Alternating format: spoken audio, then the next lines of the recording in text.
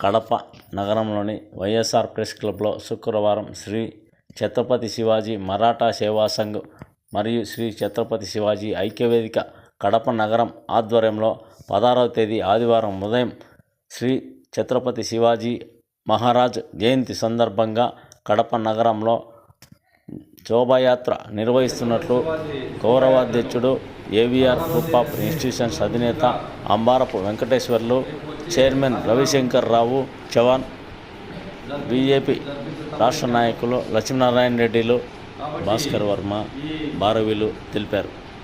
పత్రికా సమావేశం ముఖ్యంగా ఇక్కడికి హాజరైన పత్రికా విలేకరుల, ప్రింట్ మీడియా, ఎలక్ట్రానిక్ మీడియా మిత్రులందరికీ కూడా తెలియజేయడం ఏమనగా, రేపు జరగబోయే శోభాయాత్రను కూడా మీ అందరూ కూడా ఇదే మహా ఆహ్వానంగా మన్నించి మీ అందరూ కూడా కుటుంబ సమేతంగా హిందూ బంధువులందరూ కూడా వచ్చి ఈ కార్యక్రమాన్ని విజయవంతం చేయవలసిందిగా మొట్టమొదట మిమ్మల్ని అందరినీ మనసా వాచ వేడుకుంటున్నాము. అలాగనే రేపు జరగబోయే ఛత్రపతి శివాజీ శోభాయాత్ర కడప పట్టణంలో గత 50 సంవత్సరాలుగా అద్వితీయంగా జరుగుతూ ఉంది. కాకపోతే ఇంతకుముందంతా కూడా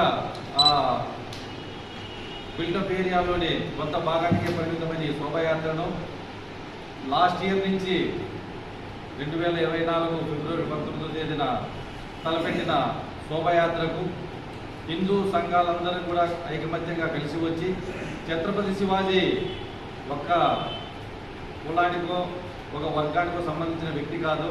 ఛత్రపతి శివాజీ భారతదేశ హైందవ జాతికి, హిందూ సమాజానికే ఒక గొప్ప ప్రతిష్ట గల వ్యక్తిగా, హిందూ 18వ శతాబ్దంలో అంతరించిపోతున్న హిందూ జాతిని, అంతరించిపోతున్న హిందూ మహిళల మానాలను కూడా కాపాడేదానికి తన 16వ ఏటనే ఆయన కత్తిపట్టి 16వ సంవత్సరం నుంచి 17వ సంవత్సరం వచ్చేటప్పటికి కూడా ఒక సంవత్సరంలోనే దాదాపు 100 కోటలను జయించి ఆ రోజున ఆయన చేసిన కృషి ఫలితమే ఈరోజు భారతదేశంలో హిందూ జాతి ఈ విధంగా కొంతవరకైనా ఉందనే దానికి చెప్పడంలో ఎటువంటి సందేహం లేదనేది నేను మీ అందరికీ తెలియజేస్తా ఉన్నాను.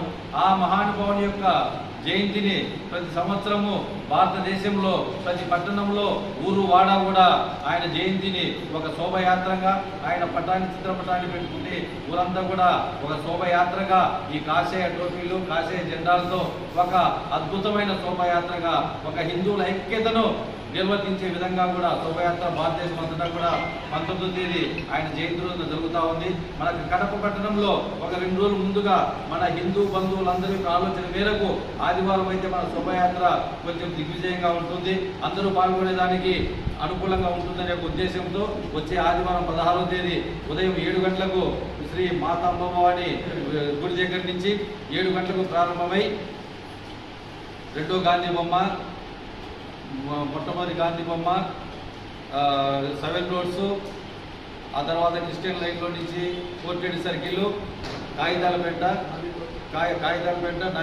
నబికోట్ నుంచి మరలా అంబాభవాని మరాఠీ వీధి గుండా అంబాభవాని గుడికి చేరేలా కూడా ఏర్పాటు చేయడం జరిగింది.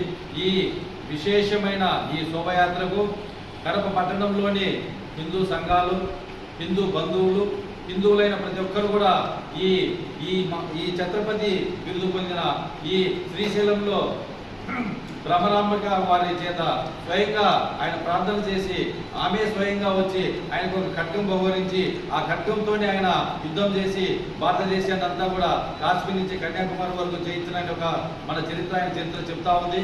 కాబట్టి అటువంటి గొప్ప వీరుని వేడుకలను చేసుకోవడం మనందరి హిందూ బంధువులందరి అదృష్టంగా మనం భావించి ప్రతి ఒక్కరు కూడా ఈ శోభయాత్రతో పాల్గొని అద్భుతంగా కడప పట్టణంలో అజేయంగా, అద్వితీయంగా దీన్ని విజయవంతం చేయాలని కడప పట్టణంలోని హిందూ సోదరులందరికీ నేను మనసా వాచ కర్మన వేడుకుంటున్నాను. జై హింద్. ఎలక్ట్రానిక్ మీడియా కావచ్చు, డిజిటల్ మీడియా కావచ్చు, సోషల్ మీడియా కావచ్చు, అందరికీ మనస్ఫూర్తిగా శుభాభినందనలు, నమస్కారాలు తెలియజేసుకుంటూ ఈ శోభాయాత్ర గురించి నిజానికి కడపలో హైందవ సంస్కృతి, ఆచారాలు కొత్తవేం కాదు. చాలా సనాతన కాలం నుంచి కూడా, చాలా పురాతన కాలం కూడా భారతదేశంలో కడపకు ఒక స్పెషల్ రికగ్నైజేషన్ ఉంది. సో అందులో భాగంగా హిందూ సంప్రదాయం కావచ్చు, హిందువులు మిగతా మతాల వారిని ఎంతగా దగ్గర తీసుకుంటున్నారు అనే విషయం కూడా మనందరికీ విదితమే. అయితే ఈ శోభయాత్రల ఏదైతే నేపథ్యం ఉందో, కడపలో 50 సంవత్సరాల క్రితమే శోభాయాత్రలు జరిగేవి అనే విషయాన్ని కూడా చాలామందికి తెలియకుండా జరుగుతున్నటువంటి రోజు. దానికి కారణాలు చాలా ఉండొచ్చు, కానీ మెల్లమెల్లగా ఒక రకంగా మనం చాలా అంటే ఒక క్షాత్రియ వీరుడు, హిందూ చైతన్యాన్ని ప్రబలించినటువంటి అత్యద్భుతమైనటువంటి వీరుడు. అతని పుట్టుక కూడా చాలా అద్భుతం. తల్లి తండ్రిని కోరింది, నాన్నగారు హిందూ సాంప్రదాయాలు కానీ, హిందూ దేవాలయాలు కానీ, హిందువులు కానీ ఊచకొతకు వస్తున్నారు, ఏంటిది, ఏం చేయలేరా? ఆయన ఏం చేయలేకపోయారు. భర్తని అడిగింది ఆ తల్లి, ఆయన ఇప్పుడున్న పరిస్థితుల్లో మనమేం చేయలేని పరిస్థితిలో ఉన్నాం, సమయం కోసం వేచి చూడాల్సిందే అన్నారు. ఈ రెండు ఆవిడని కదిలించేసామో తన బిడ్డనే అలా పెంచింది. తను ఎలా ఈ హైందవ సంప్రదాయాన్ని కాపాడాలనుకుందో అలా పెంచింది. అయితే తండ్రి ఒక ఉన్నతమైన స్థానంలో హైందవ చైతన్యాన్ని రగిలిస్తే కొడుకు అంతకన్నా అద్భుతంగా చేశాడనేది చరిత్ర మనకు చెబుతోంది.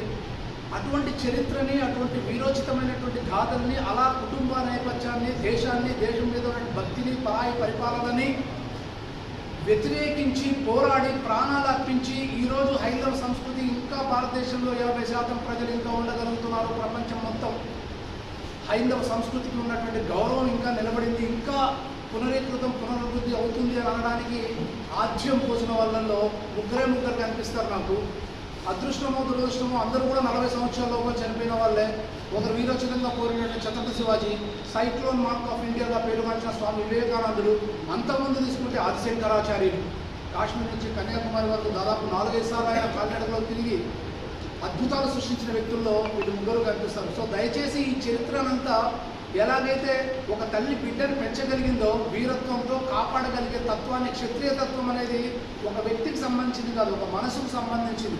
ఇది కులం వర్ణానికి సంబంధించింది కాదు, మనసు యొక్క ప్రావీణ్యతకు సంబంధించింది, మానసిక దృఢత్వానికి సంబంధించినటువంటి వర్ణం. అది వర్ణం అంటే ఇక్కడ కులం కాదు, గోత్రం కాదు.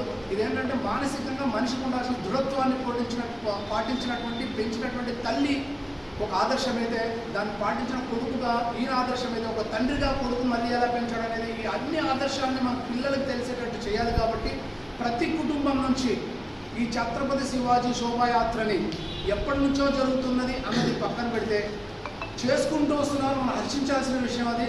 కానీ ఈరోజు శోభాయాత్ర అద్భుతంగా జరుగుతున్నాయి దేశం మొత్తం.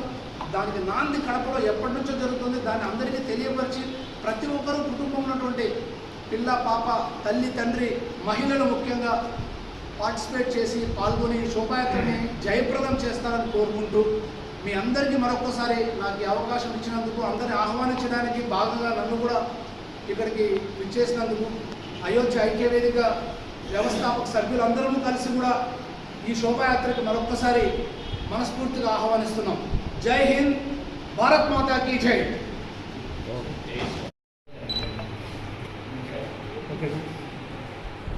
భారత్ మాతాకి ఈరోజు సమావేశానికి హాజరైనటువంటి పత్రికా మిత్రులకు నమస్కారం. ఇందాక పెద్దలు మిత్రుడు వర్మ గారు, వెంకటేశ్వర గారు మాట్లాడారు. అయితే ఇందాకే చెప్పారు వర్మ గారు, ఏదైతే ఆదిశంకరాచార్యులు, స్వామి వివేకానంద, తర్వాత హిందూ సమాజం కోసం పోరాడినట్టు ఛత్రపతి శివాజీ గారిని స్ఫూర్తిగా తీసుకొని ఈ దేశంలో తర్వాత జరిగిన సంఘటన, దేశ స్వాతంత్రం కోసం కావచ్చు, బానిస సంఖ్యలు చెందడం కోసం కావచ్చు, అనేక మంది, గురు గోవింద్ సింగ్ కావచ్చు, రాణా ప్రతాప్ కావచ్చు, ఝాన్సీ లక్ష్మీబాయి, మంగళ పాండ్య, తాత్య తోప్య, నానా సాహెబ్, సర్దార్ వల్లభాయ్ పటేల్, ఇటువంటి వారు ఎందరో ఈ దేశం కోసం ఆయన యొక్క యుద్ధ నీతులు, ఆ యొక్క నైపుణ్యము అన్నీ ఆయన చూసి నేర్చుకొని ఈ యొక్క దేశానికి, దేశం కోసం ప్రాణాలు అర్పించి ఈ దేశానికి బానిస సంఖ్యలు దింపి భారతదేశానికి స్వతంత్రం కూడా తీసుకురావడం జరిగింది. మరి అటువంటి యోధుడు ఒక్కడు హైందవ ధర్మం పతనావస్థలో ఉన్నటువంటి ధర్మాన్ని బతికించడం కోసం, మరి పునర్నిర్మించడం కోసం ఇందాక చెప్పినట్టు తల్లి జిజియాబాయి గారి యొక్క నేతృత్వంలో, ఆయన పెంపకంలో ఆయన పెరిగాడు. 1600వ శతాబ్దంలో ఆయన దాదాపు 470 యుద్ధాలు చేస్తే 470 యుద్ధాల్లో ఎక్కడ కూడా ఓటమి అనేది ఎరగడు. తుల్జాపూర్ గంగా భవానీ మాత చేత ఆమె ఆజ్ఞ చేత ఆయన ముందుకు రావడం, ఈ యొక్క హిందూ సామ్రాజ్యాన్ని మరి బ్రతికించి నిలబెట్టడం, ఈరోజు అందరం కూడా హిందువులంతా నిలబడి ఉన్నామంటే ఒక ఆయనే కారణం. అయితే దానికి అందిపుచ్చుకొని దాదాపు ఏళ్ల తరబడి శోభాయాత్ర జరుగుతున్నాయి. ఈ యొక్క శివాజీ ఏదైతే మహారాష్ట్రలో ఉన్నటువంటి వ్యవసాయ క్షేత్రంలో వ్యవసాయ కుటుంబమైనటువంటి భోస్లే కులానికి చెందినటువంటి వాడు వాళ్ళ శివాజీ తండ్రి. అదేవిధంగా శివాజీ తల్లి యాదవ క్షత్రియ వంశానికి చెందినటువంటి తల్లి జిజియాబాయి, వారిద్దరికీ జన్మించినటువంటి వాడు శివాజీ. మరి ఎంతో హైట్ ఉన్నాడు, చాలా పొట్టివాడు, అయితే పరాక్రమవంతుడు. మరి అటువంటి వాడికి మనం గమ్యవాళ్ళు తప్పకుండా ఆ యొక్క ఛత్రపతి శివాజీ ప్రతి సంవత్సరం జయంతి నాడు జరుపుకుంటాం. 19వ తేదీ జయంతి అయితే ఈసారి 16వ తేదీ జరుపుతున్నాం. కాబట్టి ఈ సందర్భంగా అందరూ కూడా యావత్ హిందూ బంధువులకి అందరికీ కూడా కులాలకు అతీతంగా, ప్రాంతాలకు అతీతంగా, భాషలకు అతీతంగా, నగరంలో ఉన్నటువంటి జిల్లాలో ఉన్నటువంటి అందరినీ కూడా పేరు పేరున పాదాలకు నమస్కారం చేస్తూ హిందూ సమాజాన్ని ఆహ్వానిస్తున్నాం. ఈ యొక్క శోభాయాత్రలో అందరూ కూడా కుటుంబ సమేతంగా పాల్గొని శోభాయాత్రకు ఎప్పుడైతే విజయవంతం చేస్తారో అప్పుడే ఆయనకు నిజమైనటువంటి నివాళులు ఆయనకు మనం ఘటించినటువంటి అవుతుంది. కాబట్టి అందరూ కూడా రావాలని చెప్పేసి ఈ యొక్క శోభాయాత్రలో పాల్గొనాలని విజ్ఞప్తి చేస్తూ, దానికి ముందు రోజు శనివారం రేపు ఉదయం యువకుల చేత ఉదయం 9 గంటల నుంచి బిల్టప్ దగ్గర ఉన్నటువంటి మాతా అంబాభవాని గుడి దగ్గర నుంచి బైక్ ర్యాలీ ఏర్పాటు చేయడం జరిగింది. రేపు ఉదయం 9 గంటలకు విరివిగా అందరూ కూడా బైకులు తీసుకొని అందరూ కూడా యూత్ అంతా కూడా బయటికి రావాలని అందరూ కూడా కదిలి ఆ యొక్క శోభాయాత్ర ముందు రోజు ఆ యొక్క ప్రిపరేషన్ అంటాం అందరికీ సమాజానికి తెలియడం కోసం బైక్ ర్యాలీ తప్పకుండా ఏర్పాటు చేస్తున్నాం. ఈ బైక్ ర్యాలీ కూడా విజయవంతం చేయాలని చెప్పి హిందూ సమాజాన్ని యూత్ను అందరికీ కోరుతూ ఈ యొక్క సమావేశానికి వచ్చినటువంటి పత్రికా మిత్రులకు మరొకసారి నమస్కారం చేసుకుంటూ మరిన్ని వార్తల కోసం మా ఛానల్ను సబ్స్క్రైబ్ చేయండి.